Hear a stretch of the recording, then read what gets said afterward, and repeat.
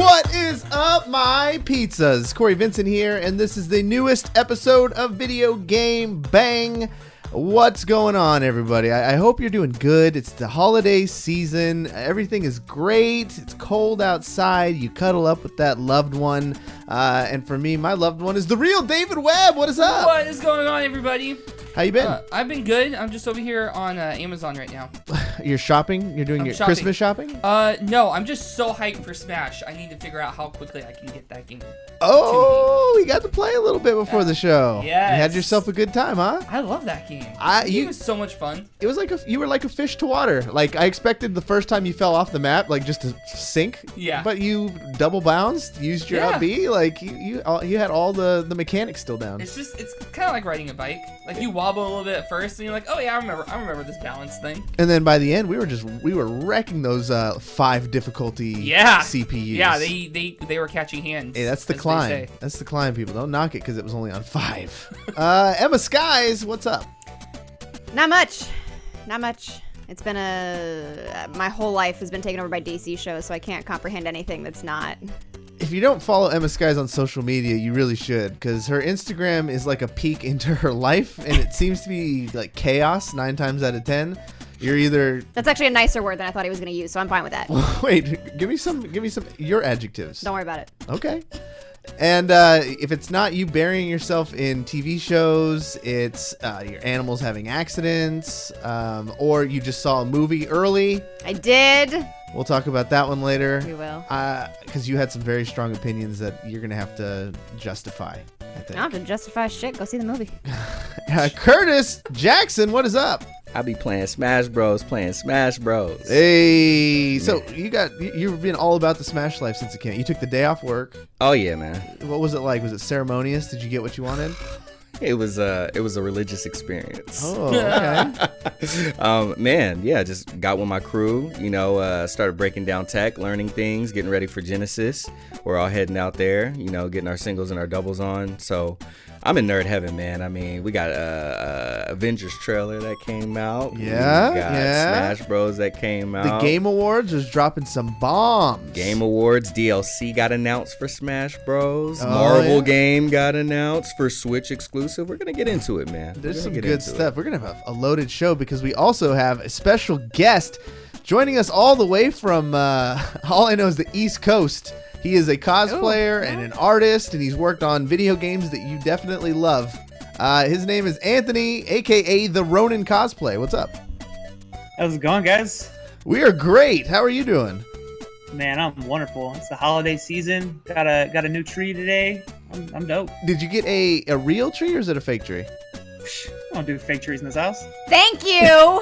Fucking thank you. There's you nothing can all wrong suck it. with a fake tree. It's, Corey has there 3 is. fake trees in his house. Don't have the smell. Yeah, they do. No, they don't. I got a can of get outta Febreze. here. I got a pine flavored. I don't know what it tastes like, honestly, but a pine scented Febreze. It's a safe space. Yeah. What did you It's not. spray some pine sol on your tree and be like, hey, look, it's real, guys? That's exactly what I. Yeah. You can take your artificial joy and get the fuck out of here. Artificial joy. He's got a fucking lemon tree in his house. A fucking lemon Christmas. Oh, a lemon Christmas tree. I know you're out there on the East Coast. Whereabouts?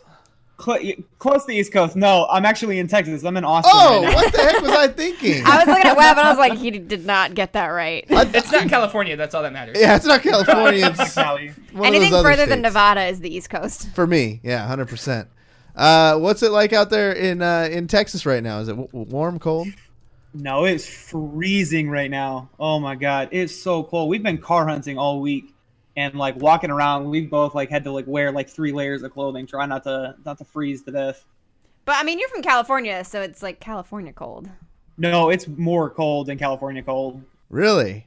Yeah, the wind chill out right now is free. I can deal with California cold. I'll still walk around in shorts and a tank top and sandals in California cold. Out here, nah, I'm in pants and a wool coat, trying to not to die.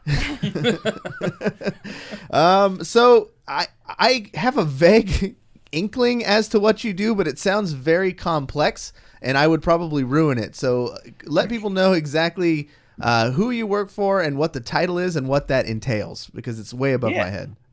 So what I am is I'm an environment artist slash project lead. I basically I create all the 3D environments and props in video games. Okay. I worked on a variant title, but now at least for this year, I've worked with Daybreak Games, and we work on something called DC Universe Online. We're very familiar. Yeah, we've heard about that one. Yeah, DCO is a lot of fun. It's a free-to-play MMO. You get console, PC. It's dope. It's got a lot of the comic book lore in it. So basically, my job is to create all the worlds and everything that you run around in. So you guys recently launched a pretty successful one having to deal with Aquaman. What can you tell us about that venture? So this is my second project with them. It was really cool. When I got hired, they told me about it, and I'm a huge Aquaman fan. I love Aquaman despite all the hate he gets. So we got a chance to recreate Atlantis, and I sat for like a month trying to plan and like read all the comic books relevant to Atlantis and get all this inspiration. So we created the largest open world environment since the game's release, and we just straight up like recreated this whole underwater sea experience for people, and just it's huge environment for people to like, swim around in and do all these kind of quests and follow along the story, where Aquaman actually gets dethroned and supposedly killed by Corum Wrath. So it was a big DLC. It was a big deal for us inside the team. It was a lot of work. A lot of technical stuff happened where we were basically every day for months trying to get it to work. So it came out. It was a big hit. Everyone loved it. The environments are gorgeous, if I do say so myself. We got some really cool characters that we put out for it. And DC was really excited for it. All our players have been really enjoying it. So it was a lot of fun. What's the so for people who play that game and jump into that expansion, what are some little like pieces of you that they could find in there? Are there specific things that you could point to be like, see that exact piece of building right there, that was mine, or can we, better yet, can we find like a picture of you or your name etched somewhere in a mural? Right. I wish I could just like frame like a solid photo of Anthony's face like in the middle of Atlantis and be like, this is my city. Exactly. It belongs to me. No, if you're a player and you're actually swimming around in open world, the open world was pretty much mine and a couple people who supported me along the way. I basically created this whole open world experience of Atlantis from scratch. So anytime you're swimming around there, that was months of work on my end. Wow. So how does one get into such a position or so into the games industry? Because name some of the, you could go ahead and name drop. What are some of the other projects you've worked on?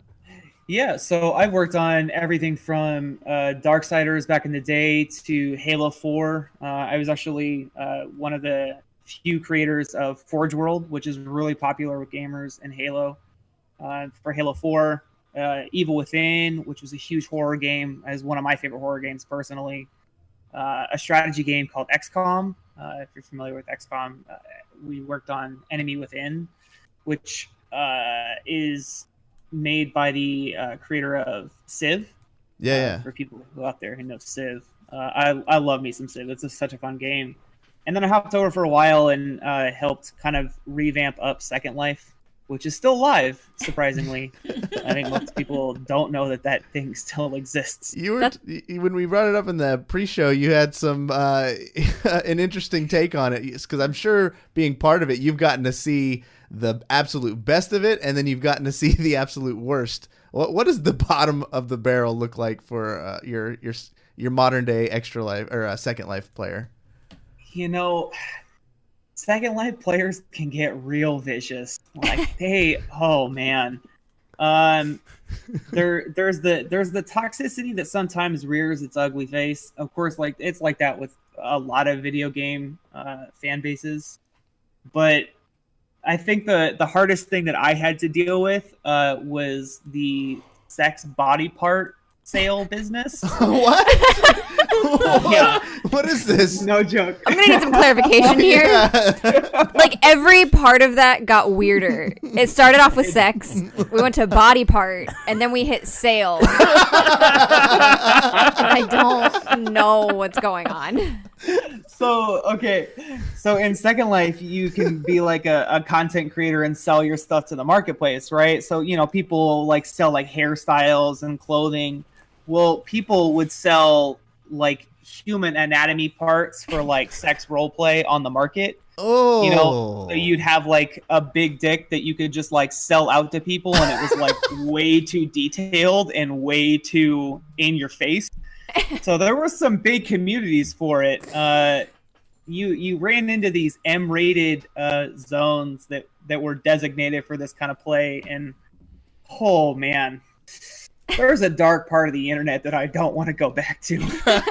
what are the rules then? Like, if you can make a giant dick, like, is there anything you can't make in that game? Is it just like the seedy underbelly of the gaming industry? There are limitations. Like like you can't do anything with children. Obviously, that's like a huge. I mean, can't do anything. Did people remotely. try? Was that like a thing? Oh yeah. Oh yeah. no. People do try that kind of stuff. Like but that happens in a lot of like content created stuff where users can create content in games. It happens all over the place. It's just something that like immediately gets shut down, like before it even hits the market. Most of the stuff that gets content created has to go through us first anyway before it actually goes into the public the marketplace and everything. So there are limitations. And these M-rated zones, if you have stuff that's flagged as M-rated, like you can't go out into other places that are PG rated, where people kind of like gather, and there's younger audiences and stuff. So they limit who can see this kind of stuff. It's just there are people on the internet who do this stuff through Second Life and everything. And hey man, if that's your kink, I'm not gonna kink shame you. Like, go on about your business. I just don't want to see it anymore. So, I mean, that's a very dark part of the internet. So we can move on to happier stuff. What's your favorite thing that you've ever worked on? Oh man, it's up until this point. My favorite thing that I worked on was Halo 4. That was a big deal for me. I grew up as a hardcore Halo gamer. Mm-hmm. So when I started my first job in the industry, I actually moved out here to Austin, Texas. And I started with one company working with Darksiders and a game called Dark Millennium Online. And then the people at Halo 4 headhunted me away from them. And I started working on Halo. And then a couple of months into it, they were like, here's Forge World. Have fun with it. And I did. Like, it was really cool because they gave me kind of creative reign a little bit. I'm like, all right, well, if you have like a new idea for Forge World, go for it.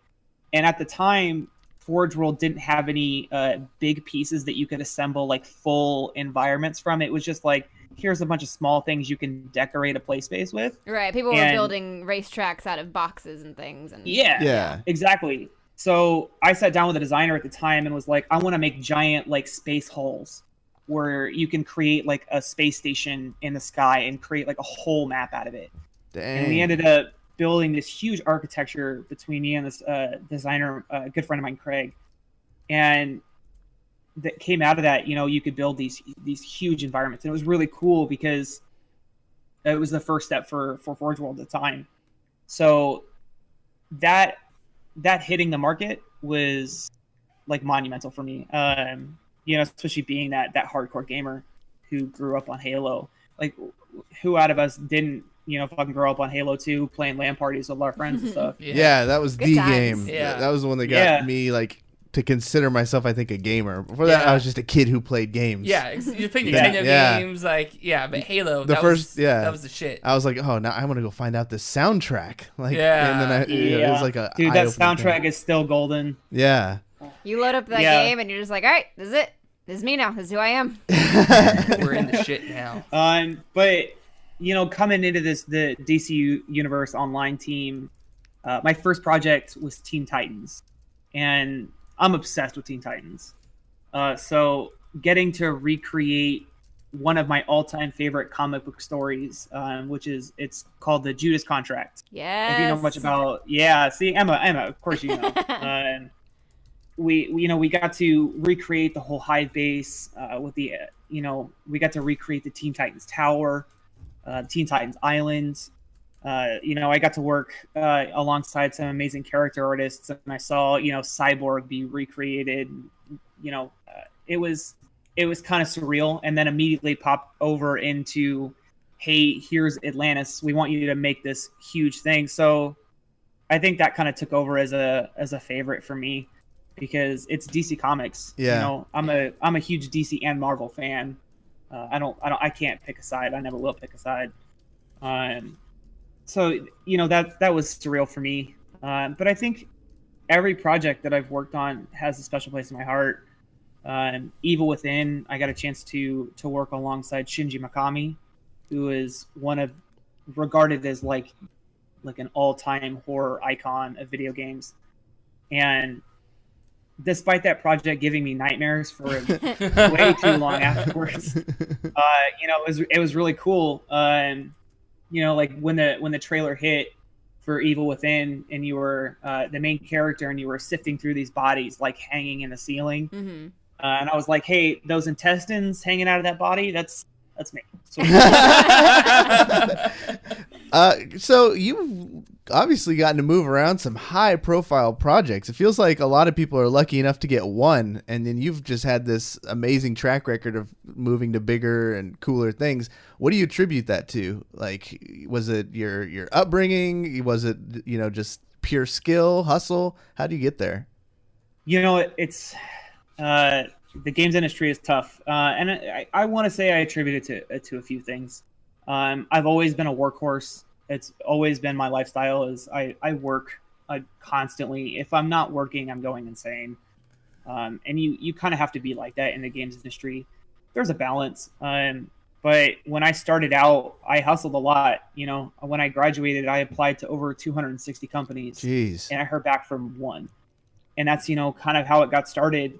And then the ball started rolling from there, and then for me it was just about how hard I can apply myself, and how much I can learn, and how much I can put myself forward. And I think that's really what defines somebody in this games industry. Is you got to be willing to put yourself forward no matter the cost.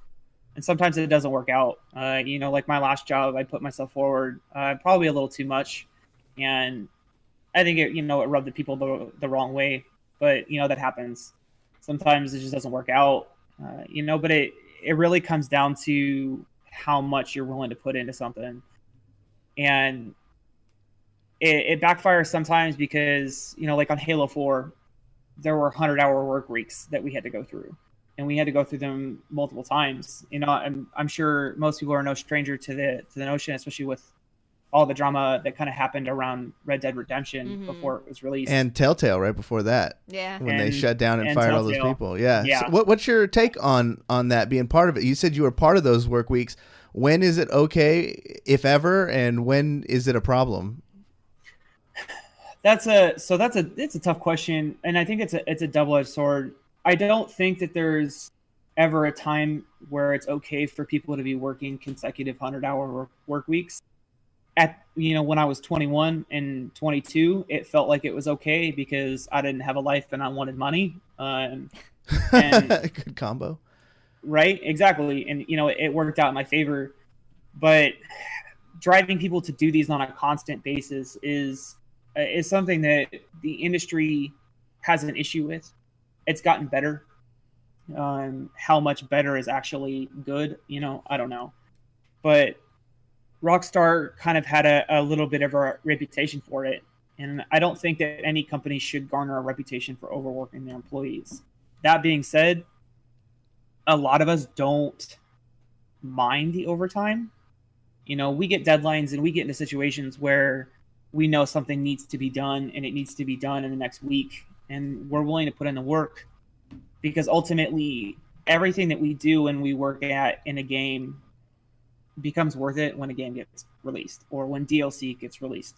When we see players' reactions to something new. Atlantis, for me, like working on that, I put in so much hours of work, and worked on the weekends sometimes to try and get some of this stuff done and figured out. And there's a balance. Like in my mind, it was doing something that I enjoyed doing, so it didn't feel like a forced, overtime. But I don't think I could handle that for like long stretches at a time. Yeah. So it's a tough balance. And sometimes it's rewarding. Sometimes the gaming studio will give back to its employees and they'll take care of them. The games industry has a lot of that kind of going around where they'll take care of their employees that are putting in the time and everything. Telltale, that's a tough thing. I had a lot of friends at Telltale Games. I received a lot of phone calls that day when Telltale got laid off. And it was really tough to hear because a lot of them had just put in so much time into The Walking Dead. And Telltale kind of screwed people over in that regard, which is a bummer. And it happens, but there's only so much a studio can do when it's long running on a single title and not putting anything out to kind of keep up with that budgetary system. Yeah. How competitive is it right now in the games industry for those types of gigs? Is it dog eat dog? Is it are you guys far and few between? It's tough. There's a lot of people out in the market, especially this year. This year has been regarded as probably the worst year for the games industry, I think, in a long time. And we're no stranger to it. Yesterday, Daybreak Games, my company, laid off a lot of people. They shut down half of our studio here in Austin. Oh, no. And, the next thing I know, there's, 40 coworkers who don't have a job. And I sat down and talked with a bunch of recruiters last night, and a lot of them were really upset because just a week ago they were having to do this with another company. And this is, we've had at least a dozen studio closures that I can think of this year. And I know there are more out there, a lot of, big studios. So there's a lot of people in the market and it is really competitive. The games industry has always been competitive. Like I said, I applying to all those jobs and only hearing back from one of them. And I got lucky that I, found that one. So it's tough. It's tough to put your foot in the door, but once you're in, I think it's a lot easier because game developers have a tendency to look out for each other, and recruiters will always be on top of these things. Like, when big layoffs hit, I had dozens of recruiters emailing me, sitting on the phone with them, talking to them, be like, look, here's all the people I know so far. Let's find them some jobs. And their response has been really good because I went through a layoff this year, and that's why I actually moved away from California. A bunch of us got laid off from Second Life, and immediately, I think within the first 48 hours, I had at least half a dozen recruiters who were emailing, calling, and everything. So it definitely takes care of its people. What do you think is causing these big layoffs to some of these bigger companies lately? Like, gaming is more popular than ever. You keep reading the reports that it's drawing in more money than of all time, and Fortnite's a thing which has hit like full blown mainstream, but we still are seeing a lot of struggling companies. Are they spending too much? Just starting to decide to run leaner? What's your take? I think there's a few combinations. Gaming is really popular right now, but there's also a lot of I want to say negative criticism towards practices that some studios have been doing.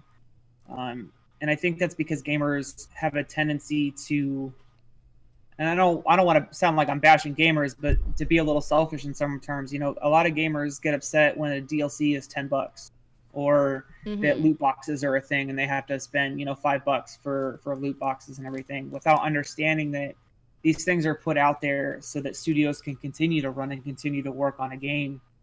And a lot of studios who aren't Activision or Blizzard or Epic Games with Fortnite, who have this giant amount of capital where they can kind of sustain themselves in a little bit of an easier fashion. They rely on these DLCs and loot boxes and all this like paid content to keep the studio running. And people, I think, lately have started kind of acting a little adversely to it. And in some regards, it's understandable, especially with loot boxes. But the market has shifted so much away from all games into a very select few games. And I think I think that's some games true. have, yeah. It's difficult. It's difficult to say. Everyone's so caught up in, I want to play Fortnite, I want to play, Call of Duty or World of Warcraft, which is great. They're all wonderful games they've been created by amazing, talented people, and they deserve that attention because they're phenomenal. But there's so much else out there in the market too that people just may miss or don't want to pay $5 for, pay an additional $10 for DLC or anything. And I think they're missing out on a lot of content that exists out there just because they feel like content should be free, and it's not. Yeah. One last question before we move on, just because I know that people who are going to listen to this episode, specifically with your profession, who may be trying to break into the business, want to know like, how do you get into the industry? And so, the answer is different for everybody. I've shared my story. We've had everybody who comes on here usually has, like, they say that there's no like ladder yet. There's no repeatable thing to get into video games. So, is it just pure education? How much of it's networking, and how did you get in? I want to say a majority of it is networking. Who helps out. And knocking on people's doors that you don't know helps out a lot. Meeting as many people as you can helps out a lot. But I still stand by that the only thing that really ever gets you into this industry is yourself. A lot of people think that education is the most relevant topic, and I don't think it's the most relevant topic, because you can get a degree and you can have a portfolio that you've learned from college and everything. But what truly separates someone that gets into this industry is how much you learn on your own, how much you're willing to keep ingesting knowledge, because the games industry never stagnates. Art gets better, technology changes, tools change, studios have different tools in between them. So you never stop learning, and you can't ever stop reaching out to learn new things. I still watch tutorials on a weekly basis. I still practice things that I'm not good at. I try and expand my knowledge base, every week. And companies will see that. Companies will see that over time, your ability to grow outside of the norm is what defines you. There are 10,000 environment artists out there. What makes you a special environment artist? Do you know how to do something that's maybe a little bit outside of environment that you've learned and picked up along the way? I think that's something that ultimately will push you above other people. So, a lot of people don't want to do that. A lot of people don't want to spend the time on their own spectrum and be like, I'm gonna take the time to watch this tutorial from somebody else and learn something out of my comfort zone, because it takes time. Yeah. You don't get a free night off. Occasionally, you got to put in the work. Yeah, and for a dude like you, we've been talking about just the video game aspect of your, life and career, but you're also like a really dope ass cosplayer who's like wins like big tournament, or not cosplay tournaments, big what do they call them? Contests. You've got a hefty title behind your name. Yeah, tell us about the biggest moment, your crown achievement. So far, the crown achievement has been Kratos from God of War, and two big things came out of that. I did it start as an entry for TwitchCon and ended up winning the needlework category at TwitchCon in 2017, which was, a huge honor. That's a big deal. On stage with, it's huge. Yeah, there was some serious talent that year. SKS Props, a good friend of mine, Steven, came out with some armor that just it blew everyone out, and I felt honored to be on the same stage as he was. Even in the needlework category, there were some people that just had some amazing talent, and I started this out, having no idea what I was doing. I was like, leather, sure, that sounds like something I could maybe try. What pulls you into cosplay to begin with? On that thought, like what got a dude like you, into cosplay of all things? Because you obviously could do whatever you want. Yeah, that's a good question, honestly. I went to San Diego Comic-Con one year, about 3 or 4 years ago, and I did a $100 version of Bane. With like let's do it. Whatever, fuck it. And on the first day, I ran into a Batman, and that night, someone had linked me that I had made it on the front page of Entertainment Weekly's website. Wow. And I was like, okay. I mean, I was just standing in a hallway choking Batman, but whatever. Like, that's what we want to do. It's a regular Tuesday, but sure. So you had said whatever. And I just I ended up upgrading Bane over that next year, and then I was like, you know what, this seems like fun, so let's make Merle from The Walking Dead. And then that was like my first outside costume, where I did like a full photo shoot with a friend of mine, and it was my first time making a prop. And I used to be a painter way back when, before I went fully digital, and I got a chance to really use my hands again and create something out of it. And it just kind of picked up from there. I was like, well, okay, well, what else can I learn from this? And I've always wanted to work with leather. I just love everything about it. And it just kind of, spiraled into, hey, let's make costumes and props. And then, a friend of mine was like, hey, I got this 3D print and it sucks. Do you think you could help me out with it? And I was like, sure. So I emailed the company and was like, hey, look, I'll clean up this model for you guys because it's what I do professionally. And the next thing I know, I had a business partnership, doing 3D models and stuff for cosplay props, and just all kind of fell into place. Nice. That's sick. That's awesome. Is that like, the side passion project side, and the gaming's how you earn the living? And are you trying to move more towards cosplay as time goes? That's a tough question. Honestly, part of me is always going to love being a game developer, and like I definitely have big aspirations when it comes to being a dev. But I'd be lying if I said that part of me didn't want to just like build a forge in a forest somewhere and just start making leather crap and armor. Just be like, I'm gonna live in the medieval times in this wooded area where no one can bother me. I'm just like, that's fine. That's whatever. It's possible. Like, I've definitely looked at the options. When I got laid off this year, I definitely was like, hey, maybe I turn the house into a workshop. But I don't think I'm ready to give up games, and I probably won't be for a while. I love it. So the nice part is it affords me the chance to create these costumes and keep learning. So, I can kind of do things, and it stemmed into me actually opening up a secondary side business, which has been a lot of fun, which is actually making weightlifting belts, of all things, which I totally did as an accidental thing. I was like, hey, it would be stupid. I'm going to add Goku's face onto my weightlifting belt. And sure enough, like a bunch of people were like, hey, I want Goku's face on my weightlifting belt. And I was like, okay, sure. Like, I can do that. And it just, it spiraled into it. So that is, yeah, that's insane, dude. You gotta have mad respect for the people who just do the things they want all the time. And that's kind of one of the things I like to advise people who listen to the show. Like, if you have that thing that you want to do, whether it is talking to a microphone or start a podcast or work with leather in the wilderness, like, just do what you want to do. Sometimes, like, you gotta make that bread first. Yeah, get that gluten, but then when you're done doing that, get out there and do some fun that you want to do. Hang on. Are we gonna glaze past get that gluten? What? Get that gluten. Is that a thing? Yeah, it is now.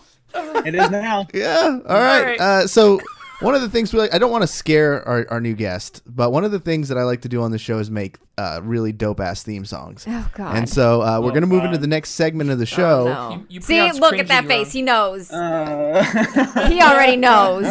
This one. don't want to know. This is only a 12-second one, so he's gonna get. Oh, it's this one. Here we go. I'm taking. Why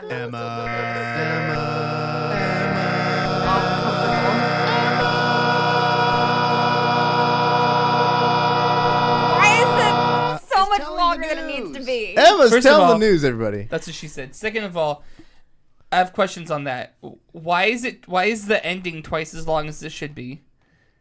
And what's with the random buzzer? I had to get people's attention in Okay. this song. I Oh, wanted to God. play You with the didn't think- space. I don't think you know what the word song means. What do you? I don't think he knows. Wow.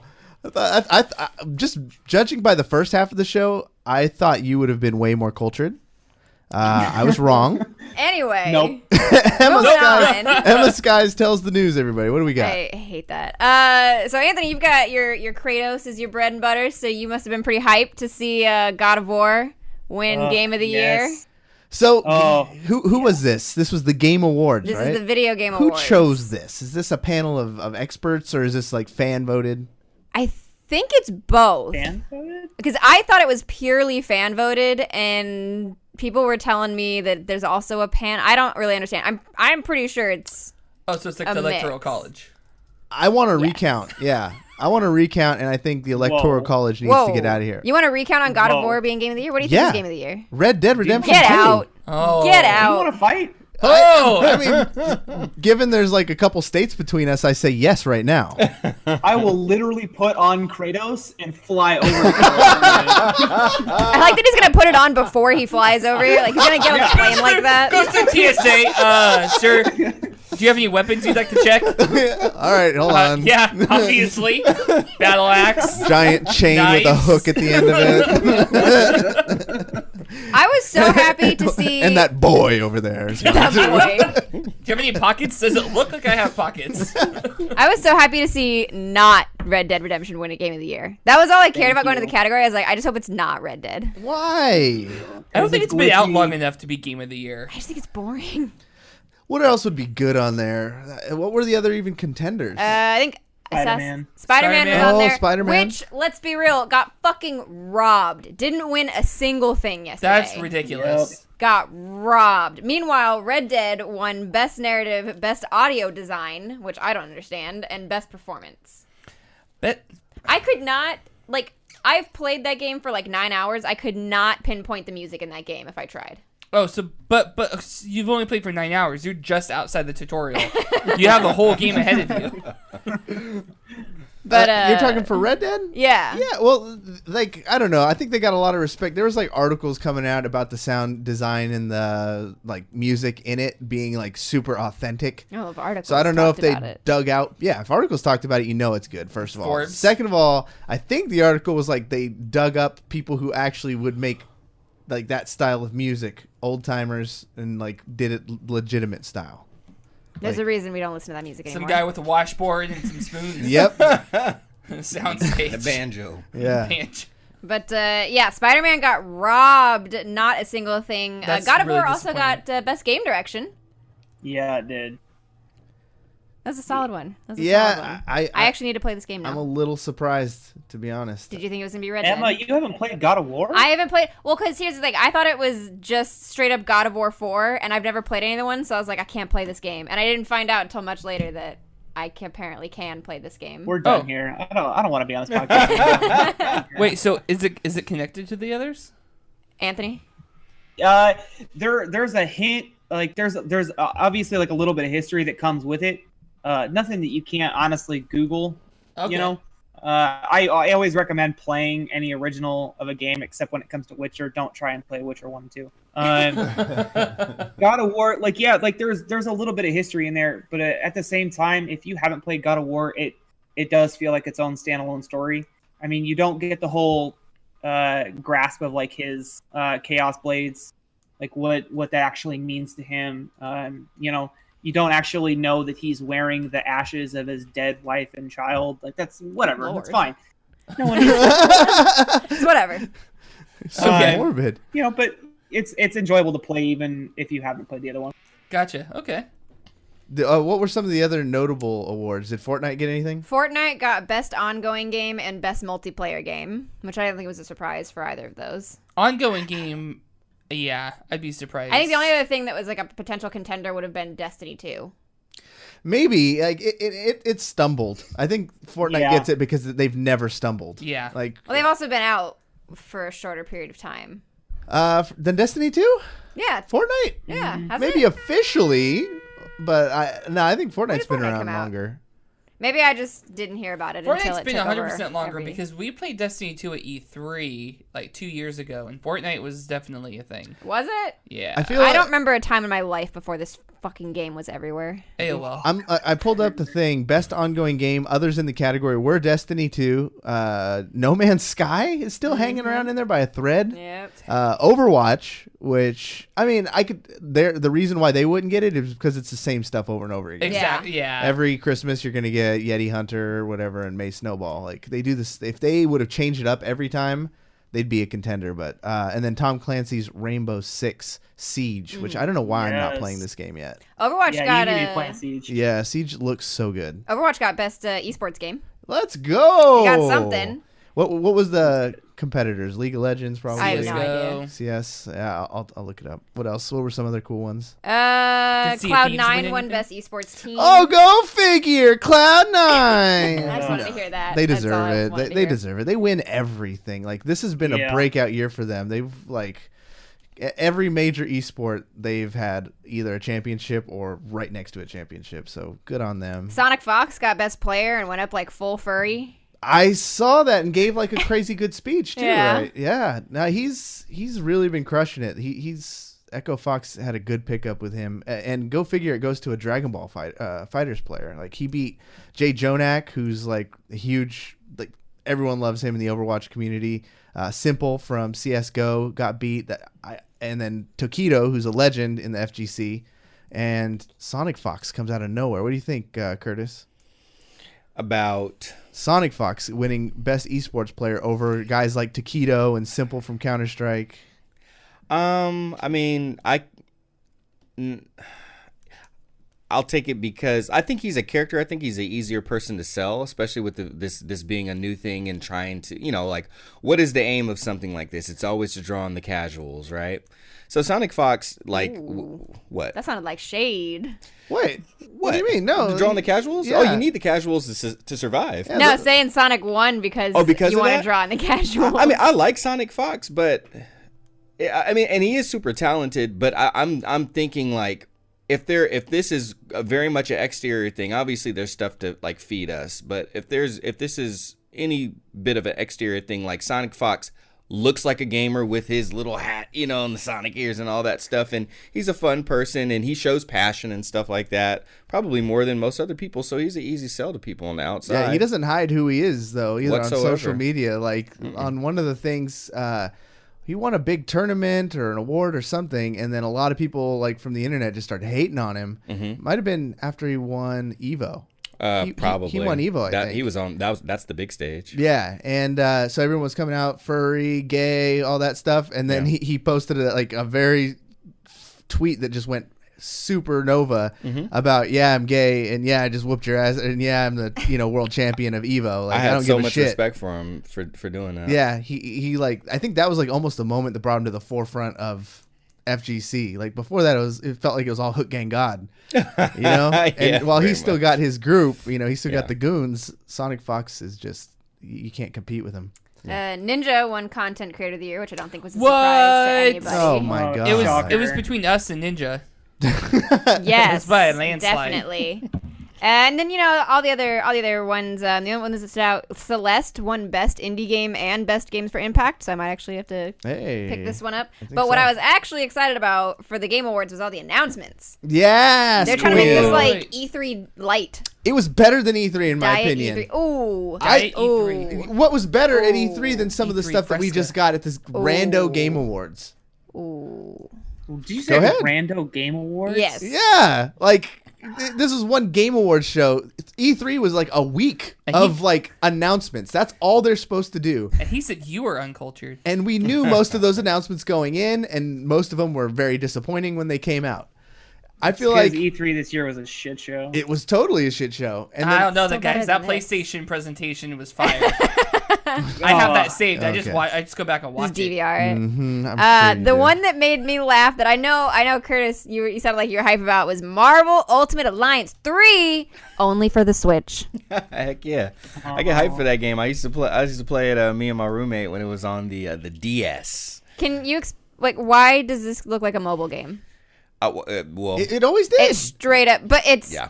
2018. Why does it still look like a mobile game? Nostalgia is very powerful. And more appealing. Do we have to go into the whole a game doesn't have to look super graphic-y and impressive to be fun? It doesn't have to. I love Minecraft, but at the same time, it looks like a mobile game. I mean, there are reasons for it. Yep. I will say there are reasons for it. What are the reasons from your perspective? What do you think? Two things. Every game performs differently depending on like what type of game it is. So for games that are differently like complex as far as like combat or outfits go, there's only so much memory you can allocate to certain things. So for Marvel Ultimate Alliance 3, it makes sense for them to keep the aesthetic of the original games, port them into something new, and focus more on what the game was as far as gameplay is concerned, and bring that to life in a new medium rather than try and present themselves as something new entirely. You know, they kind of build off of that original basis that made it work for themselves, and now they're making it work for themselves on the new console. You see that all the time. Like sometimes a game will get like a giant facelift and then the sacrifices get made elsewhere. Like I would have rather had Fallout 4 look like Fallout 3 and keep all of the extras and the fun stuff it had than like the watered down story and kind of disappointment, I would say, from my perspective on Fallout. And the horrible shitty gameplay. Yeah, I didn't want to say it, but you said it for me. Yeah, but so like if this game stays true to the original like gameplay and I have as much fun as I had back in the day on 1 and 2, and even those the X-Men ones that started it all. Yeah, way back in the day. Yeah, Children of the Atom and all that. Yeah, stuff. Exactly. Like those were fun, and maybe give me a couple extra players. Maybe we can get like before. Can you do 4 players? I don't remember. I only played with one friend. I only played. I only had one friend. I only had one friend. We were playing on the DS, and it was only just the 2 of us. We never tried to do more than that. I don't remember if it was more than that, but yeah, it kind of is the thing. I mean, like I had fun playing the Lego Marvel games, so I mean, this is better graphics. I just want to point out that Webb pulled up the trailer over here and then looked at me and nodded. It does look like a mobile game. I mean, it does, but those are, I mean, like that's what's getting hot. Again, going back to we think, I know we're in our gaming bubble where we want the graphics and we want the performance and all that stuff, but think about the people who are buying this. Like it also does appeal, and it looks like something that they can get into. Because I mean, honestly, if you looked at it, it looked a little Fortnite-ish too, didn't it? A little bit. Yeah, I mean, I'm not saying it's necessarily a bad thing. It looks like a mobile game, but I do agree it does look like a mobile game. Yeah, it does. I don't disagree. Speaking of looking Fortnite-ish, new Far Cry game.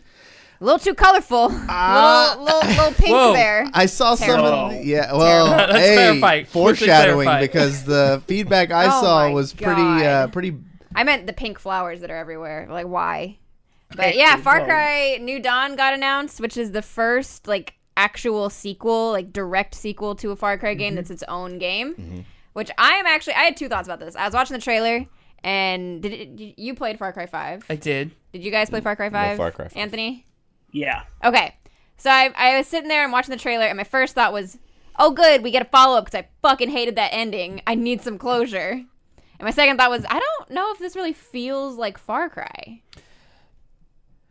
They've been changing it up. Like, yeah. Usually their storylines, to my knowledge, aren't connected in the fact just the plots are all similar.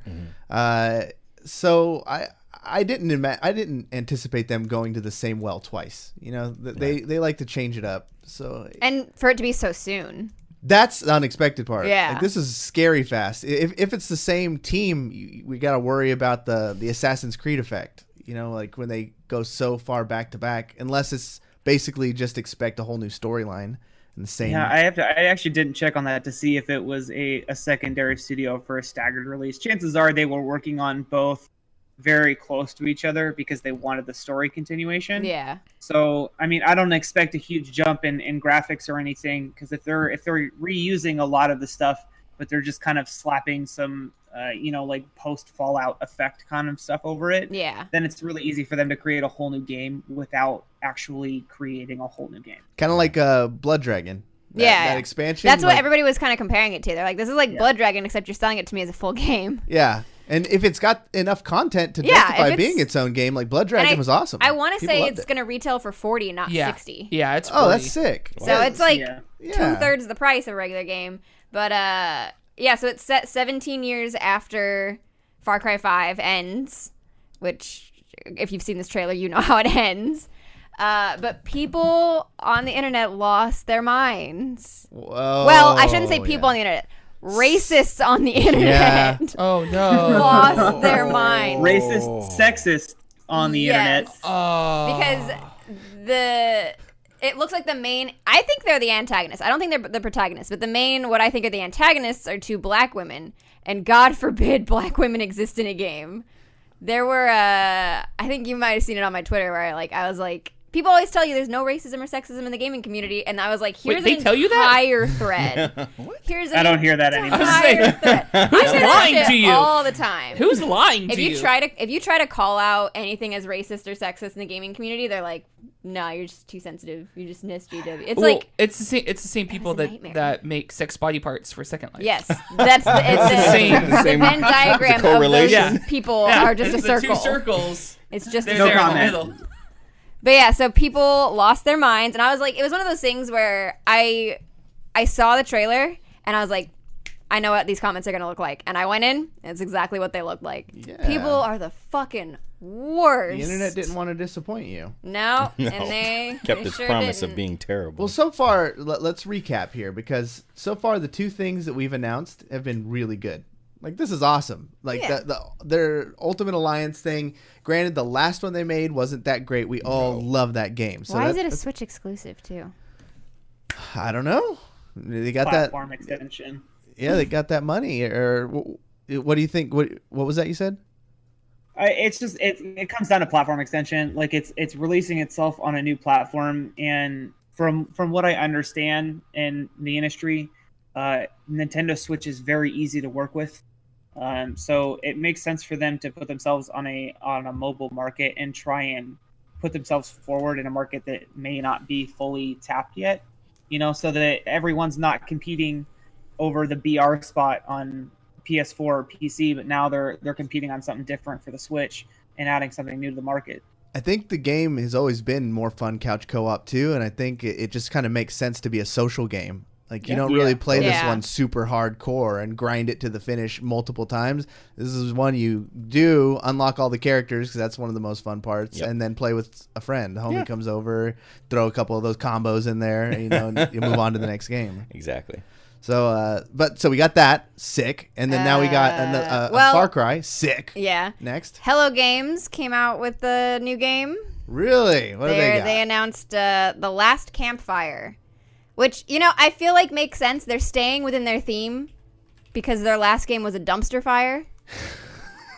It's true. So she had that joke written out. Did you write that joke? I have been sitting on that for 6 hours. No, you did not. You know what? This game is that what you were whispering over there? This game is way down the list on what I'm talking about, and I was like, no, we're getting to it. She thinks like me now. I think I'm having an effect on. When I look at Emma, I see a young me, to be honest. Ooh, that's not a nice thing to say to me. When it comes That's not a nice thing to say to me.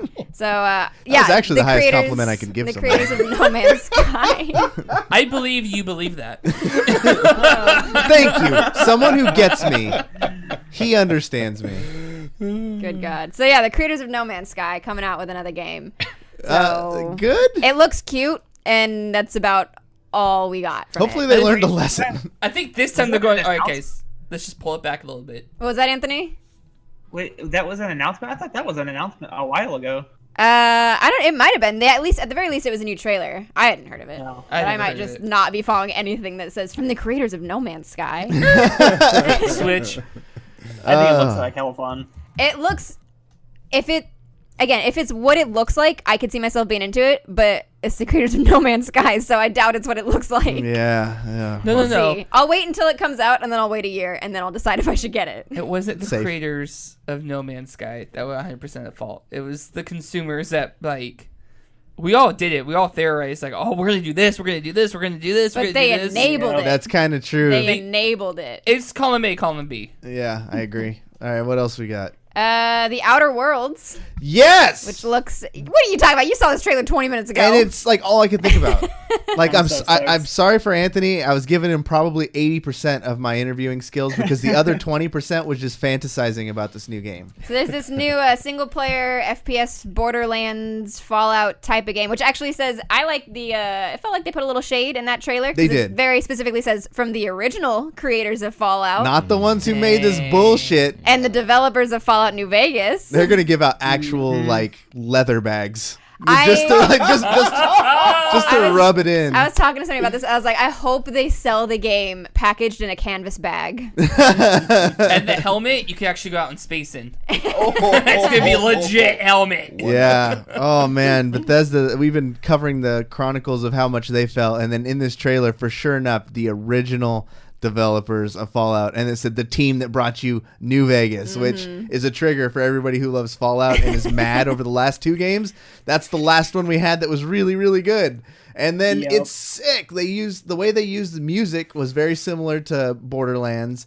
You can tell it's got like a little bit of like that humor, that Guardians of the Galaxy. It's a little dirty, and it's gonna have charm. And then the decision making was great. Like there was 2 people there and a dude with a gun, and it's like you have to kill one of us, and he doesn't. And she's like, "Oh, actually, you're right. You didn't have to kill any of us." That's telling like players what to expect as far as like decision making, which has been gone from these games for so long when they just turn them all into action games. Like they did it with Mass Effect. It sucks. It turned into like just a run and gun shooter. Fallout 4 had the worst storyline and decision making of all. Like you felt useless in that game. So this is everything I've been hoping. And one thing I want to say that it added, you're right. It's Borderlands, Fallout, but it's got that little bit of KOTOR in it too, with like the space, like the docks. And so I feel like it's going to marry those 3 games together. Game of the year. My prediction, 2019. Wow. Okay. Is it coming out in 2019? I don't know. Whatever year it comes out though. It will still be Game of the Year 2019, even though it's not coming out in 2019. Does that come out? You know what? Weirder things have happened. That's the one that made me think that this was better than E3. One trailer? This whole thing put together, this little cherry on top is what makes it more exciting. Somewhere in the world, Jeff Keighley just had a spontaneous orgasm and doesn't know why. We love the Kegels. Oh, I want to get Kegels on the show someday. The thing that got me, we're gonna move on. This is great. Yeah, the thing that got me the most hype, which nobody else here is gonna give a shit about, Crash Team Racing Remaster. Yeah, hell yeah! Oh yes, somebody's on my side. Went off, I lost my shit. Why? Oh, I'm so excited. This is the racing game. Fuck Mario Kart. Oh, no. Fuck Mario Kart. CTR is the jam. Yeah, you can get the fuck out, Curtis. Curtis is like, I can't work here anymore. Excuse me. Can't work under these conditions. I'll be in my trailer. Can't work with her. From now on, we do our scenes opposite each other. I need a stand-in. This is how I know you're trolling us before when you say you don't have anything against Nintendo, because Mario Kart is artwork. I mean, that's fine. I prefer Crash. Is it shitty artwork by a child? Oh, I don't even know who I'm talking to anymore. Are you sure you work in the games industry? Introducing our new permanent co-host. Damn. Okay, what's so great about Crash Team Racing? Other than everything about it? No. So it's real answer. Yeah, Crash isn't even like. I'm the moderator here. Okay. What do you think? You can ride a fucking polar bear on a cart. Okay. That's what's awesome about Crash Team Racing. Oh man! So are they at least going to open this up to like more PlayStation characters, like? Or... No, I mean I don't imagine so. They're just going to remaster the original game. Oh, that's it. Yeah. It's just another remaster. Okay. Yeah. Yeah, so I'm super hyped because I've actually been wanting them to do this. As soon as they announced the Crash remaster, I was like, I really hope they do CTR, but I didn't think they would.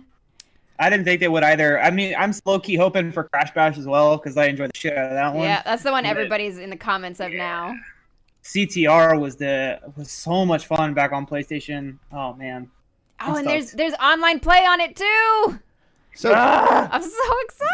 I lose my shit. Crash Bash, is that Mario Party but with Crash? Yeah, but it's Mario Party but not shitty. Wow. Wow. Really? Oh, snap. Yeah. What dimension are we living in? I have no right now? idea. This is like upside down world. This is really weird because it's two people that are like aggressively pro Nintendo and then two people that are aggressively anti. I am not aggressively anti. I am indifferent to Nintendo. Aggressively indifferent to Nintendo. Shit, I feel bombarded.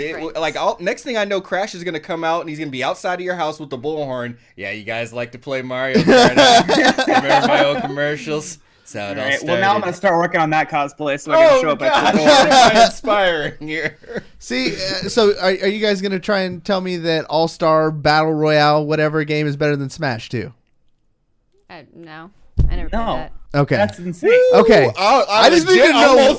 I need to know where you guys draw the line. We know where the line is now. So yeah. Okay. See, the thing is, like, I don't think that CTR is necessarily better than Mario Kart. I don't think that Crash Bash is better than Mario Party. I just never played those other ones, and I don't care about them, so I prefer these ones personally. Yeah, but you were saying, think that's where I fall. Okay, you say that now when you're level-headed, but like 2 minutes ago, people could rewind if they would like to. You just started yelling, "Fuck Mario Kart!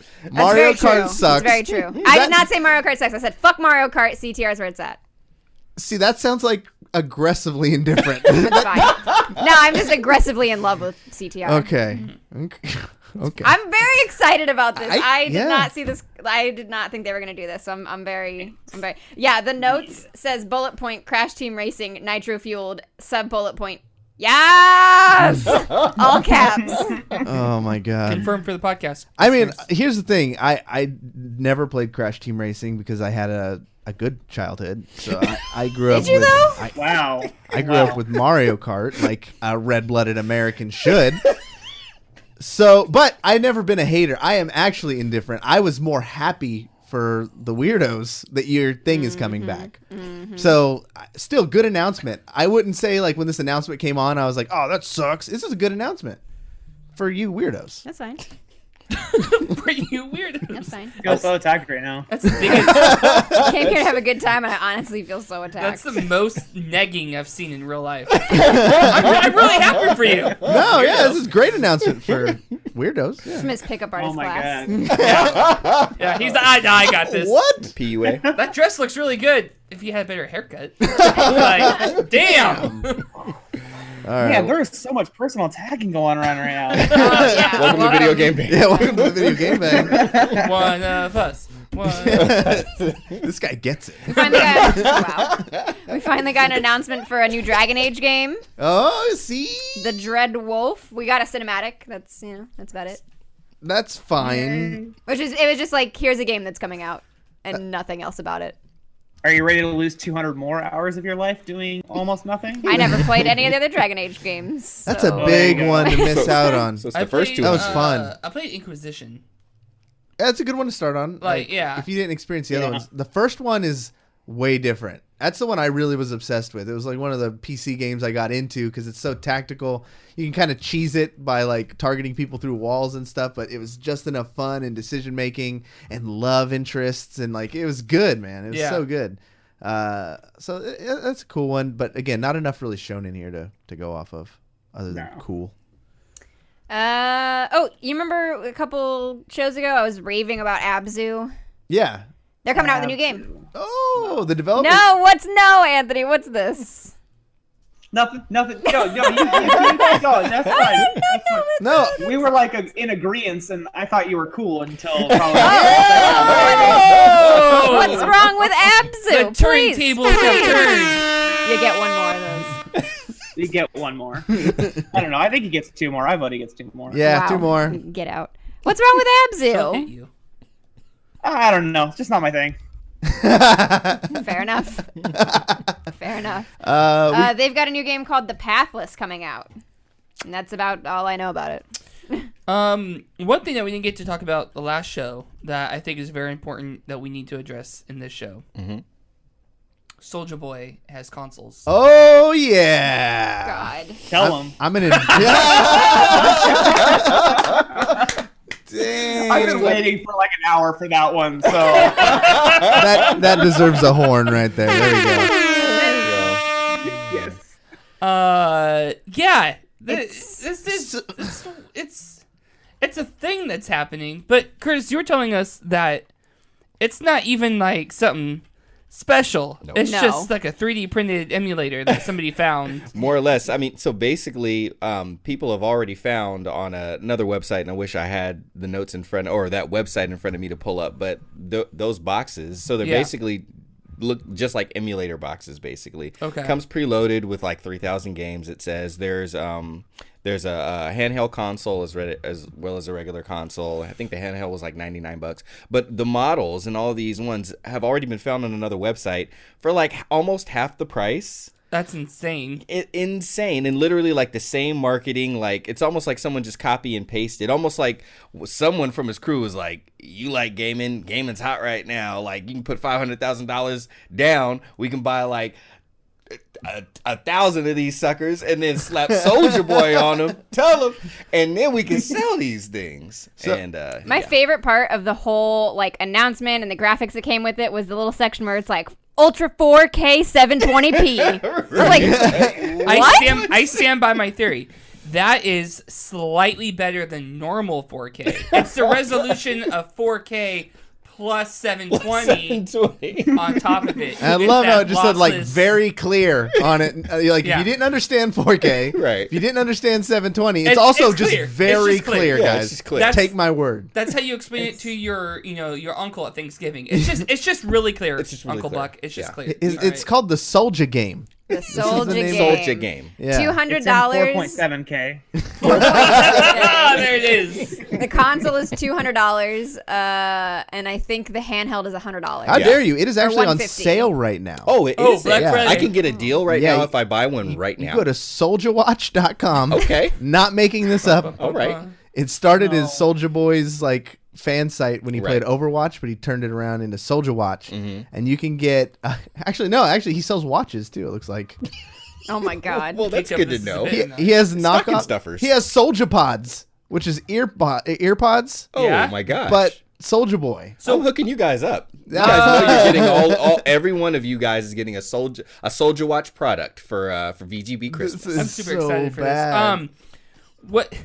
Let's go back to the consoles really quick. What makes it a Soulja console? The markup. The sticker. Yeah, the sticker. And Well, and the price markup, yeah. But is it like, is his face on it?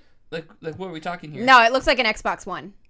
Yeah, Oh, It yeah, legit looks like a white So- Xbox One. so Like yeah. that's the box. Wait, okay, That's so the there's console. nothing on it that indicates that it's his. No. Not Because I was necessarily. going to say, I could see, I'm surprised it's not marked up higher. Like, Yeah. to Well, be completely honest. I mean, Crank That came out a little while ago, David. it did. But Mhm. I also know how these celebrities work. And he's going to be like, yeah, I'm going to charge you $500 for my Well, $50 What's console. I'm back on this website again, looking at the details of what it actually comes with. So it says, supports 4K HDMI. It has AV out. So if you need to hook it to that Okay. old CRT commercial. Oh, well, that's handy. They go so far as like where it shows you the cables. There it is, the red, the white, and the yellow, the Oh, old God. faithful Well, that's fantastic. output. They With don't like want to miss a single market segment. they have these huck ass like PlayStation 1 knockoff controllers. Yeah, with like a little bubble bump like Yep. somewhere to distinguish it. Linux 3.0 OS pre-installed, so you don't have to do it yourself. Oh, well, thank goodness. With 800 classic games. That's it? Yeah, Oh, well. that's a lot, man. Oh, yeah, that's true. For $200, Especially when you don't own the license to sell them. Oh, yeah. Oh! And Oh, wait, do you guys hear that? I think that's Nintendo calling Soulja Boy. Line 1. Jeez. somebody on Reddit, I guess, pointed out that the Soulja Game console appears to be a version of the Shenzhen Yangliming Pro 4K console sold at a markup. There I we just go. bought that on Amazon Did you? right before I came here. So it's not even original emulator, No. which in and of itself is an oxymoron. I think Absolutely. the last thing Original Soulja Boy wants is Nintendo to kiss him through the phone. That's your last one. Got That's one. your last one. All right, that's fine. Fair enough. You end on that one. Speaking of ending, Okay. Avengers Endgame. Oh, Yeah, how did we get this long without talking about this? I've been waiting for it. I was like, we're going to get through the games and then motherfucking breaking down Thank the you. Avengers trailer. All right, because we're going into overtime on this show. If Fuck you guys it. couldn't tell, Fuck like, it. we're already in overtime, but We're it in is the endgame worth now. this shit because this trailer is hot fire. So we've all seen it, yes? Oh, yes, Everybody's yes. seen it. Hell Anthony, yes. you've seen it? Oh, hell yeah. Okay, Too all many right. times. All right. Oh my God. Yeah. I'm pulling it up so I can break it down scene by scene. Okay, so while you pull up the story, one thing I read, and it kept going around throughout the day, I just saw more and more people referencing it. I know exactly what you're gonna say. Is talking about how Doctor Strange was not the first one to say Endgame in the Avengers series, right? And it goes back to the scene in Ultron when Tony is like arguing with everybody, and he's like, "That up there is the Endgame." Yeah. And then going back, rewatching that clip after seeing what's going on, I was like, "Oh." That was a huge foreshadow, and we 100% just didn't even think about it. He's talking about this defense. Yeah. And bear in mind that is the same movie where Scarlet Witch put that vision in his head of everybody dead, and that's when he started making all the extra suits, which led into Iron Man 3. And Pepper what the heck are you doing? Remember, that led to his anxiety, his PTSD, and then Pepper having a suit for a hot second. Rescue. Which brings us to the first scene of the trailer. Segue. This is my favorite thing. As soon as I heard it, I was like, because he's sending this message to Pepper, and he's like, "There's 0 chance of rescue," and I'm like, there's 0 chance of rescue. I fucking see you. You're not fucking sneaky. We are finally getting rescue. It's happening. She's gonna get Tony. He's gonna die anyway, but she's gonna go get Tony. And I don't think he's gonna die. He's got to. He's not going to. If anything, it doesn't matter. Are we clear to talk about leaks, or are we not talking about leaks? I mean, I'm okay. It's confirmed, 100% confirmed stuff. Oh yeah, heck yeah! Full on leak. That's. I'm cool if we all want to talk about it. I got plenty more stuff to talk about. Are you talking about the time travel leak? No, I'm not even talking about that one. Oh, now I want to know that one. We've talked about that one before. Yeah. Okay. So I guess if we're talking leaks, we could talk this. Yeah. Did everybody see the picture that Gwyneth Paltrow accidentally sent out? Oh, we talked about that on the show. We did. Just want to make sure. Okay. So I didn't actually. So Gwyneth Paltrow took a selfie of her in the rescue armor on set. Oh yeah. And it got leaked. So that's why I'm so surprised that they went ahead and just put that out there in the trailer. It's like, okay, so y'all kind of cool with because y'all know that we're gonna go see it anyway. So y'all like, oh, y'all saw that leak? Y'all gonna come anyway, right? Yeah. Oh my! I'm gonna need to take an Ace Ventura breath before I go off. But what else is everybody else like? Well, so here's one thing that I want to talk about before we get too far in the trailer is the fact that we're gonna see all these things in the trailer. Yeah, it's not even a trailer; it's a teaser. Yeah, it is a teaser. And we're gonna get super hyped for it. Yeah. But we have to remember that it could be 90% of this is just fake for the teaser, and it's not actually in the movie. It's all stuff that got cut. It's all stuff that got cut, or it's stuff that they did just for the literally trailer just for it to build hype, and it's not even going to be in it. Yeah, totally. Looking at you, Hulk in Infinity War. I wasn't going to say nothing, but no, there's literally video because there was also some stuff from Thor Ragnarok. There's been quite a few things. There's whole on videos, on YouTube where it'll do shot by shot of what it was from the trailer and then what it was in the movie to show us how they're throwing us off. That's why for anybody really it's too spoilery and they show too much. Keep this in mind. They probably literally showed us 2, no more than 3 different scenes from the whole movie. It's really difficult to spoil a 2.5 hour, 3 hour movie in just a little teaser trailer. He's talking to you, Emmaskies. That's fine. And which is why I'm totally fine watching this trailer. So Anthony, for context, they were making fun of me so much leading up to Infinity War because I watched the first trailer and refused to watch anything else. Thank you. I wish more people would do that. See, he gets it. We couldn't even say the words infinity and war in the same room as her. We went to the movies. I would yell at people. Oh yeah, we went to the movies. Long time battle every time we had to reference it. We went to the movies at one point, and the pre-roll before the movie. Oh yeah, they had a featurette for Infinity War, and I got up, left the theater, and was like, "I'll be back in 5 minutes when this is done." I was there. No knock to people who want to keep as much to themselves, not unrevealed, but fact of the matter is no one is more protective of spoilers than Marvel. Yeah. So they're not going to put something in the trailer that's going to ruin it for you because that would ruin it for them. Well, and for me, it's not even about spoilers. It's about they're going to put a funny joke in there. They're going to put this cool ship in there. And I want to see it for the first time the way it was meant to be seen on the big screen. Sure. No, and that's why I say no knock to anybody that wants to keep the magic. But I mean, I understand it. I'm one of those weird people that you kind of can't really spoil things for me because I still need to see them play out. Like, I have to see what it looks like on the screen. What's the difference between, like, I have to see all of the details. I think I like you backtracking a little bit so he doesn't make another Avengers cosplay come here and then beat us up again. I know, right? Yeah. What did you think of the trailer, Anthony? What were the first things that stuck out at you? Any potential cosplays? I mean, you are the Ronin cosplay, and there was a really sick scene there with our boy Hawkeye. Yeah, I'm really stoked to see him. I figured that we were going to be seeing because they kept him out of Infinity War. At least that's what I was hoping. I think that was probably the most excited I was in the trailer. Honestly, was to see him. That and watching Scott basically hop up and down like an idiot at the end of it. Were, two of my favorite things. I don't know. I thought the trailer was perfectly done. The opening sequence with Iron Man was like kind of gut wrenching. Yeah. Because I personally expect a couple of things to happen. So I think that was really upsetting. I like the fact that it really only felt like we were getting the first 10 minutes of the movie and not the actual movie. Exactly. Because we live in a world at this point where everyone's giving away everything in trailers, and it drives me batshit insane. But Marvel and Game of Thrones are the only ones that do really good jobs of keeping that story consolidated down. So I really love the trailer. Yeah, they have it down to a science. Like their advertisements are always so good. I think my favorite imagery was still when it goes to like Thanos just chilling. Oh, like, straight. When we all got T-posed. Yeah, By Thanos. Yeah. He has his armor set up as like a little scarecrow on his farm where he's just He had has- that was directly their, out of that was out of Infinity Gauntlet, like at the end. and they have that in Perfect. Infinity War. At the end, his armor's up on that. Yeah, And that same thing. It's so clean just to see that part, and that that Because he's done. He's not fighting anymore. that trailer gave me zero indication of like how they're gonna re-engage him or I like find where that. he's at. I like that a lot. I think they did a great job, and it had so much despair from where we left off, and then did end us on that Marvel little glimmer of hope and a little smile.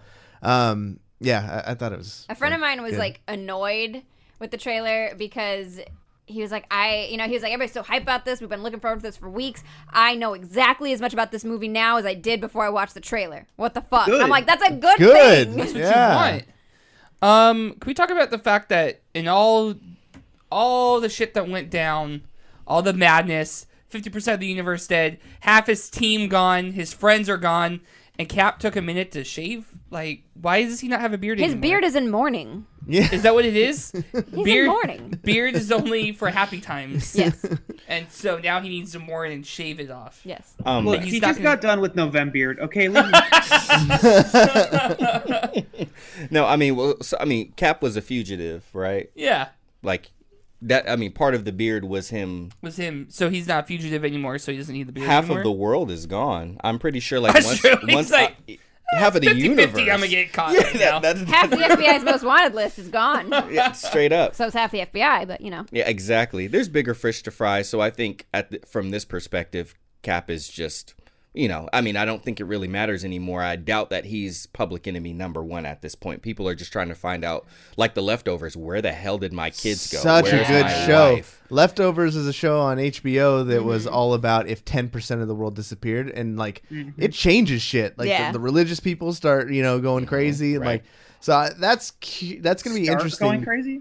Yeah, I want to see how Marvel handles that. Are they even going to touch on what's happening with the general public at this point as a repercussion? I hope Yeah, so. just based off of the fact that at the end of Ant-Man, we got that scene, and it was literally the public broadcast system. You know what I mean? Like That was the the emergency eerie- yeah. broadcast That was the eerie scene. system. yeah, it was. Like, So- it ended on a funny note, but, like, up until that, it was just like, that's... Yeah, no, I That's loved weird. it, and at the end of Avengers as well. Remember, like the Fury scene, like it was dealing. with Oh what was yeah, going on people in real were world. really losing Yeah. their minds. Yeah. So we've already gotten two tastes officially from Marvel of what that's going to look like. I believe it's going to continue. The other thing about Cap's beard is I believe by that time in the movie, I think they already know what the plan is, at least from Cap's side. So I think him shaving He needs to be probably more plays airbending. into He's that. getting back Yeah. It's Do you to think because he he's has basics. to look younger. Yes, Right? that's exactly it. That's Right? exactly it. Yep, They absolutely. couldn't. They were like, "No, we're not going to CGI this beard off. You got to get rid of it." Do you Yep. think they did a montage of him, like, getting back in shape? dun dun dun, and then it's him like shaving. We could boxing against some meat in a meat packing. Yeah, exactly. We can only hope. Running up some stairs at Avengers Mansion. So you had mentioned you didn't remember when we were talking about the time travel stuff. Yeah. But there were like months and months and months ago, there were leaked photos on set of Chris Evans in his original Captain America suit. Right. We know that they cast for an older version of Scott Lang's daughter as a teenager, which I got super hyped for. And Scott Lang was with them in those photos. From the original. And he was not on the team. Obviously, he wasn't even introduced into the universe. So we know time travel's playing into it. Absolutely. That's exactly why they introduced the Quantum Realm and Ant-Man and the Wasp, and why they had to save the Janet wife. Van Dyne. Yep. Because she's the only one who can understand the quantum realm. That's fine. But she's snapped right now, so she's not there. So it's going to be kind of interesting to see like how they fall back. I still feel like she's going to play a big role. I'm split between time travel and parallel like universe travel. I'm not sure which one it actually is going to be.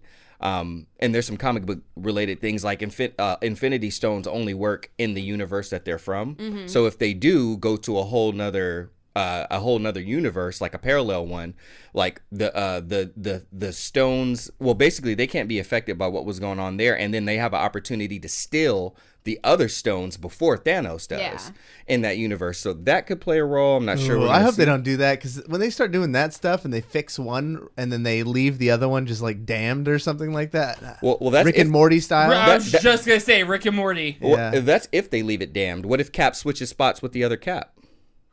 Yeah. Oh. Which, like, I mean, how much does he want to come back to the? I mean, we saw Peggy in the Watch and all that stuff, and we know that she hadn't died yet, because that wasn't Captain America 2 yet, where she passed away when she was old. There could be quite a few reasons. I mean, she's the only other reason for him to stay around besides Bucky, right? Yeah. Well, if they follow the comic books, the quantum realm connects all things. So I think that you're in a sequence where time travel is relevant. And they could do it to where traveling to alternate dimensions, but you have to consider that you've only got 2.5 hours to explain a storyline and set it up for the final sequence. They're going to have to keep it pretty straightforward. The quantum realm gives them access to time travel, where they can then go through and start to undo those things, which I think opens up the chance for them to come back to the present, and everything is completely different in the present, which... Of course, I still think they're going to do, because that gives them a perfect chance to introduce mutants into the Marvel Universe finally. Ooh, absolutely. Yeah. True. They got to do that now, too. Yeah, the quantum realm as a whole does. My other favorite scene in there was literally, because still officially, I've gone back and I've watched it. Captain America's Winter Soldier is still my #1 Marvel movie, and he has and he's got the Captain Steve Rogers suit on again, and that's my favorite Cap suit, because it's clean, it's simple, and it's Cap AF. Yeah. So I loved seeing him suit up in that again. That was pretty awesome. Even with the Tony leaving the message for Pepper, one of the saddest parts of this trailer for me was getting the confirmation that Shuri's gone. Because she popped up on that. I'm not sure about that. Here's why. So remember who else was on there? Scott was on it too. And Scott didn't get snapped away. He's missing. No, but he has extenuating circumstances because he was in the quantum realm. True, but still he's missing. They haven't confirmed. Same thing with Spider-Man. Spider-Man was on Titan when he vanished, and since they lost communication to Titan, they don't officially know if he actually is dead or where he is. Like, honestly, when we watch the movie, Tony's face will probably be on there too if he hasn't already arrived back at Earth by that time. It's literally just, hey, these people went off and did their own thing. Like, Stephen Strange's face is probably going to be on there too. And they didn't show Shuri disappearing. That doesn't mean that she's not gone, but she might have like dipped and gone into hiding, or like as the last of the royal blood, they might have just taken her away where no one knows where she is, just to preserve the royal bloodline. They don't have good communications with Wakanda anyways. Yeah, because those communications were just getting ready to start, and then this happened. Yeah. So we'll see. So moving from one franchise to the other, since we'll go 30 minutes over, so we got a few more minutes. Emma, you somehow weaseled your way into an early screening of that Spider-Man animated movie. How'd you pull that off? I bought tickets for it. But it doesn't come out for a week. How did you do it? Don't be coy. I bought tickets for it. Literally, cinema. Yeah, that's 100% what it was. theaters, I guess certain Cinemark theaters, because not all of them, had showings yesterday and today, and it was like a week early, and they didn't advertise it. I didn't see it anywhere. I went online to buy tickets for next week and was like, why am I seeing showtimes for December 7th? And so I fucking bought the tickets and went. Wow. So it wasn't anything special. Like, they were doing this everywhere. Was it packed? Did a lot of people know about this, or? It was in a smaller theater, but it was mostly full. Okay. And so what did you think? We can't go into, obviously, any spoilers whatsoever, obviously, but just rate it. I'm not a spoiler person, but it is one of the best superhero movies I've seen, and I'm comfortable saying it's the best Spider-Man movie ever made. Really? Okay. Wow. Did you see Spider-Man 3? Phenomenal. They reference Spider-Man 3 in it. Do they? They do. Because they have, like, the multiverse, right? Is that how they pull it in there? I won't say. I think that's why I'm so hyped for this Spider-Man movie, and why I'm probably not going to disagree that it's the best one, because I love the Spider-Verse storyline. There's a part of this where I was with Aaron, and he was like, Webb is going to piss himself when he sees this. He's like, Webb is going to pee his pants when he sees this. I'm so excited. And it was like a very specific part. I'm going to wear a diaper. But just happy we get John Mulaney as Spider-Pig. Yes, Peter Porker. One of the freaking trailers, he's like, do animals talk in this universe? Because I don't want to freak anybody out. And then, like, kid falls out of the chair. But, like, it's such a good, and, like, you know it's going to be funny, and you know it's going to be deep, but, like, I cried more than I thought I would. Like, I got really invested in the story. It's really well told. Miles is a wonderful character. This movie is just so fucking good. I went and saw Wreck-It Ralph over the weekend, and same deal. I did not expect to be that emotional in it, and then one of the parts that got me emotional was they did a great job applying their Disney and Marvel and Star Wars properties into one section of it, and there is a Stan Lee animated cameo thing, and when I saw it, I was like, oh man, a little tear came down. Am I the only one crying in the club right now? So I started looking around, and other people sniffling. Like, it was so well done, so good. Definitely recommend Wreck-It Ralph. My wife had no expectations. We saw the first one. She didn't even remember it, but I liked it. I was like, let's go see this one. It's date night, whatever. We went, and she was like, I did not remember Wreck-It Ralph being that good.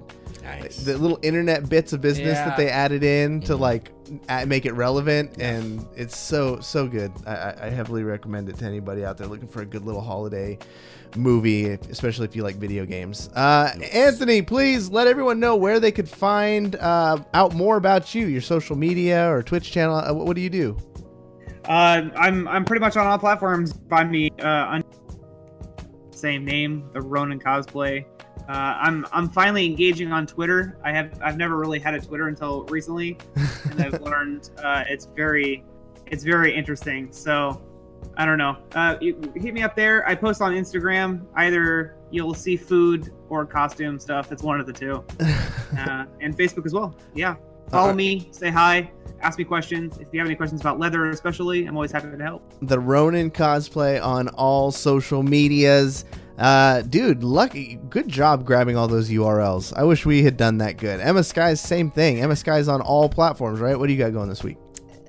It's like Gamers Expo is what I got going this week. Hey, tomorrow. Woo! So by the time people hear this, we will have done it already. But on on Sunday of this week, the 9th, those who are live in chat, it's still good for you guys. If you're in NorCal, we will be at the Sac Gamers Expo tomorrow, along with Andre Meadows, Black Nerd Comedy, and some other local talents like Joey Ferris.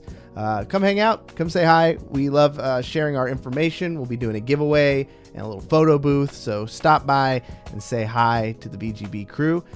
David, what's your stream schedule looking like this week? I'm pulling Emma, and I'm going to say it's not Sunday yet, so I don't know yet. All right. So I'll post it tomorrow. On your social medias, which is Real David Webb on Twitter. Hey, and Curtis, what you got cooking? Well, now that I have a new functioning capture card, I should actually be able to stream some Smash. So, I will be back on it Tuesday night. All right, back streaming again.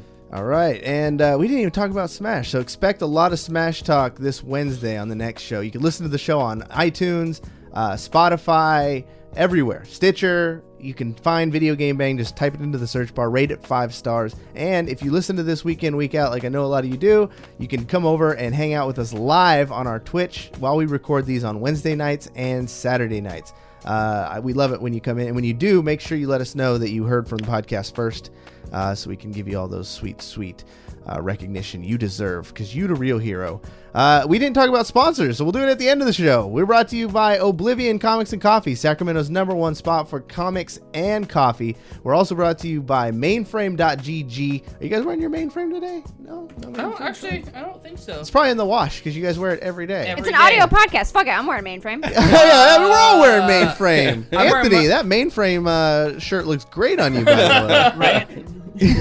I'm rocking my mainframe gear at Sac Gamers Expo tomorrow. Oh yeah, we gotta look good. We gotta look fresh for the audience. And then Curtis, you're gonna be running tournaments there too, right? I'm gonna be helping Jay. Run some tournaments and stream the tournaments. And there's gonna be some Smash going down. So if you guys want to come and get your stocks taken, see me at the tournament, bruh. Yeah, boy. And then Vast.gg, the marketing experts for esports and all things entertainment. If you want to increase your followers in a way that's natural through targeted giveaways and advertising, hang out with Vast.gg. But that's it. That's the show for Anthony the Ronin cosplay, Emmaskies cosplay, David Webb the real one, Curtis Fisher. My name is Cory, saying you've just been banged.